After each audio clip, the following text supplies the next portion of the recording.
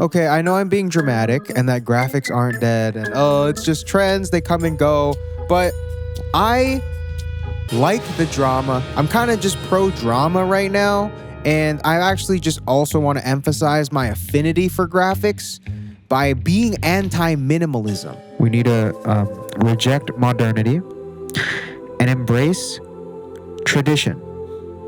Thank you. Now, there's no doubt that it's more aesthetic and stylish and mature and cool and grown up to be styling towards a more silhouette-based and color blocking-based outfits and stuff. We're discovering new tones of beige through TikTok outfits, dude. Like, remember in like the 2010s when there was a race to make the darkest black? Like there was Vanta black, there was black too.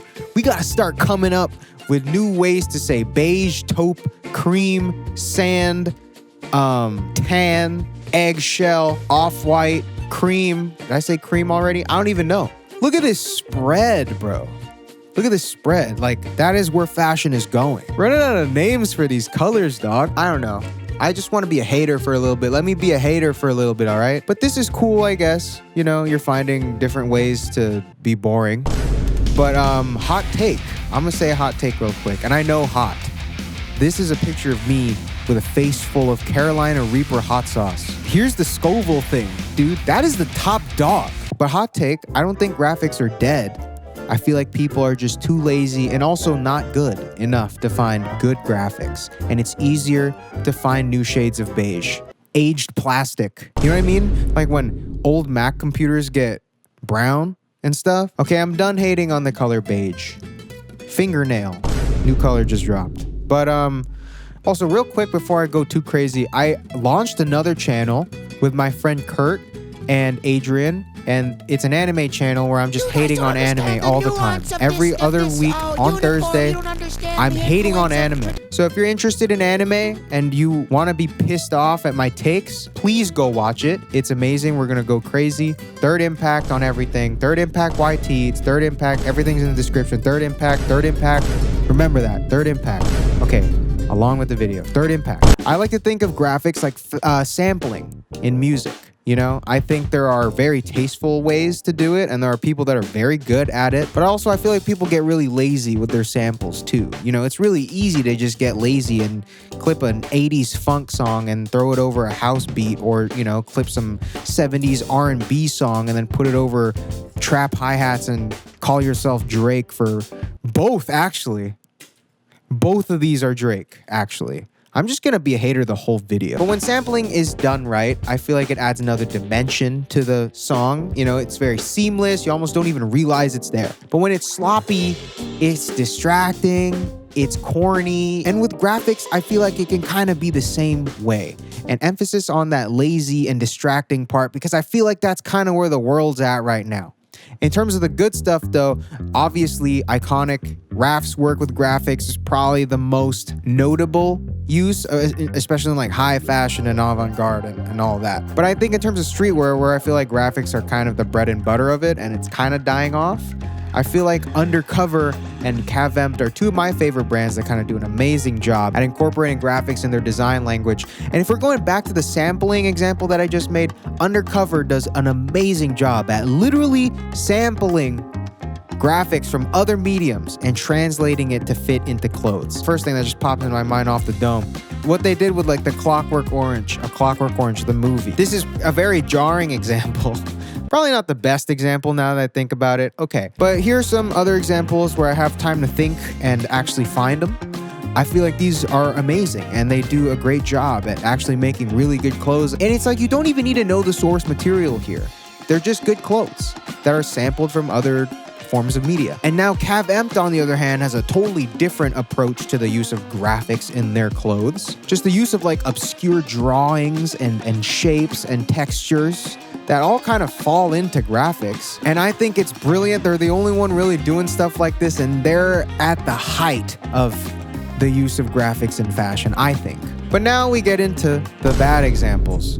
So throughout the 2010s, great era. But throughout that decade, I feel like we were kind of oversaturated with that whole like brand name logo in the middle of the shirt, box logo type beat. And so now I feel like we kind of just place everything with heavy graphic usage under this umbrella, this kind of childish, dated section of fashion.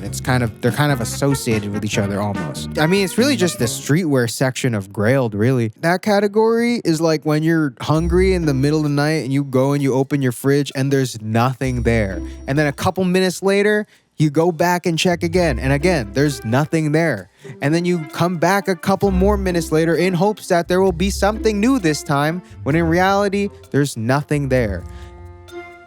That's what it's like scrolling through the streetwear section of Grailed. But shouts out to the backbone of the economy, though, the Grailed hype tab, streetwear tab, whatever. I think Demna's work with Balenciaga is just that heavy-handed use of graphics that's just fatigued our interest, which is interesting because Vetements is probably one of my favorite brands due to their use of graphics in their design language. But I think the logo-focused design choice that he's done with Balenciaga, combined with just how big their influence is, has made that type of use of this stuff, it's made all of this stuff very annoying. Man, if I see one more Balenciaga Fortnite font logo distressed teal hoodie on an influencer one more time, I swear to God. But I get it. I mean, you know what? To give him credit, there's probably some sort of tongue-in-cheek meta commentary on how the use of graphics is lazy and annoying and played out, and it's just kind of a cheap way to get out of actually making something interesting. But I feel like because of the crowd that his work draws, it kind of had the opposite effect, because now I'm just even more eye fatigued than I ever have been with graphics. Or Demna could just actually be lazy with Balenciaga.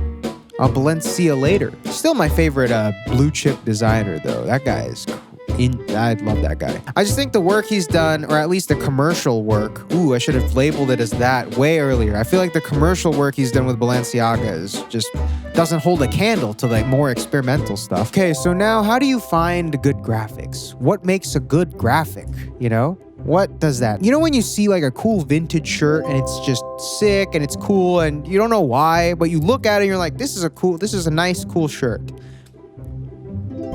What is that? Like, I have this random women's basketball. I don't even know if this is a real team. I don't know. But, like, I like this. And I've gotten compliments. People ask me where I got it. And I'm like, why is this a cool shirt? Or this Cavempt shirt that just looks really good layered with things. I don't know why it's cool. You know, it looks like a cursed lost kid pics file. Or just like something that DALL-E 2 would have made, you know? It also kind of looks like this image, too. But what makes it good, you know? Like, or what makes it good? What is the sauce? Well, other than the cheap answer of opinion, because what does that even... That doesn't do anything for anyone. One of my theories in what makes a good graphic is I feel like it's lack of association with pop culture. Now, I know this sounds pretentious and annoying, but hear me out. We're already so overstimulated with what we see online and celebrities and cool references and pictures. I don't want to see it anymore. Like, how many times do we have to make a mock vintage tee of like some celebrity or some artist or like, you guys, you're making a scrapbook like a little girl, but you're also wearing it, guys. You have another man's face on your shirt, bro. And he doesn't even know who you are. God, the next time I see someone walking down the street, one of these bootleg vintage tees, you know, like, I don't know, like with the Kid Cudi or something on it, I'm gonna gatekeep your enjoyment of me understanding the reference, actually.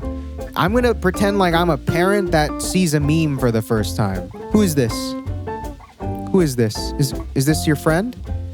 Do I know this man? Has he been to the house? Who's that? Yeah, I don't care anymore. I'm tired of the dick riding, guys. I'm over it. But also, if anyone that makes this stuff has an Adam Sandler one, please let me know. Actually, all of you guys, I know there are a lot of you watching. I'm not throwing shade at anybody, but I know there are a lot of you watching. If any of you guys make stuff like this, can you make an Adam Sandler one? Like, I don't know, referencing his fits. Like, these fits, dude, I will wear that a lot. I don't care if I'm a little girl making a scrapbook, wearing another man on my shirt. I will wear that Also, Adam Sandler walks so Billie Eilish could fly. All right. Yeah, The Longest Yard is my favorite movie of all time. All time. At the top. I love that guy. I want to be the Adam Sandler of my group, actually. Just put everybody on. Anyways, the dick riding is crazy, guys. You got to stop with this. Like, this guy is still alive, dude. Like, that's Kanye West. Yeah, but back to non-mainstream references. I think just like sampling, you kind of got to dig a little bit, you know? Like those $80 t-shirts that you see on like Unsound Rags or like random consignment shops or like Round One or something like that. There's a reason those are listed that high. But also, there's a reason those get bought. Rich parents. No, but also, I just think there's something to obscure references that either trigger nostalgia or are kind of universal enough to just kind of be styled nicely with other things. Nostalgia definitely comes with older stuff, you know, like shirts that you'd find at thrift stores and stuff like that. Or you could just use the hyperbolic time chamber, which is the grailed vintage tab. But for my personal favorite that incorporates nostalgia and obscurity, Ass Pizza Box logo. Yes! Yes! It's just nostalgic because it's a Supreme box logo. It just reminds me of like Thursday Supreme line, Emily Oberg type beat, the guy with the crowbar, racks, you know, good times. Those are some good times. And it's obscure because there's 3 of them. It's funny because I was joking at first, but now I don't think I'm joking about the fact that I feel like Supreme box logos are kind of nostalgic at this point. This Ruff Simmons shirt I wear everywhere as well. I love the references. It's also just a nice looking shirt. Also this stupid Pain Station 2 t-shirt I be wearing everywhere. Again, here's that shot of me in Pain Station 2 again with the Carolina Reaper sauce on my face. Worst pain I've ever felt in my life. I'll tell the story one day. Oh my God, I thought I was gonna die. My body went into shock. Kind of fits the shirt. See what I mean? There's something to a good graphic tee that really makes the moment. Okay, make my shirt beige or toenail, whatever the hell other color I made up. It's not as cool anymore. The picture, the moment. Me wearing a Pain Station shirt while also being in the worst pain I've ever felt in my life, you can only achieve that through tasteful graphic selection. But the same way sample selection is kind of an underappreciated skill, I feel like graphics, selecting good ones, kind of goes under the radar. And getting good at it goes a long way. Like the pipeline from streetwear to Rick Owens right now is hot for some reason, but people get caught in the trap of wearing like vintage band tees with like Rick cargos. And I feel like this is what gives the stigma of like, why are you wearing graphic tees with that? You're just picking the wrong ones. Because then that just kind of gives the impression that graphics in general just don't work with higher forms of fashion. But proper selection can make things work. I feel like it's kind of just an intuition that comes with time. And I know, again, I'm sounding so stuck up and pretentious and annoying. And I'm aware of that, dude. I'm down to be snobby. I'm on video like, what, 200 or something like that? I feel like I deserve to be annoying and pretentious and gatekeep. I'm kind of in my gatekeep gaslight girl boss era. I'm just going mask off. I don't even care about being humble anymore. I spent 4 years being humble. Look where it got me. I'm gonna be annoying now. But I feel like also the real graphic tees were the friends we made along the way. And yeah. Anyways, this whole video was graphic tee propaganda. And I'm just fueling the market so that I can make graphic tees and sell them to you later. Follow me on everything. At Vans at the Met Gala. Watch Third Impact. Watch Recreo. New brand coming soon. I don't know, man. I've been getting a lot of people asking me about this shirt. Pokimane asked about this shirt. Pokimane's crazy. So if you want to be like her, maybe you should be curious about the shirt too.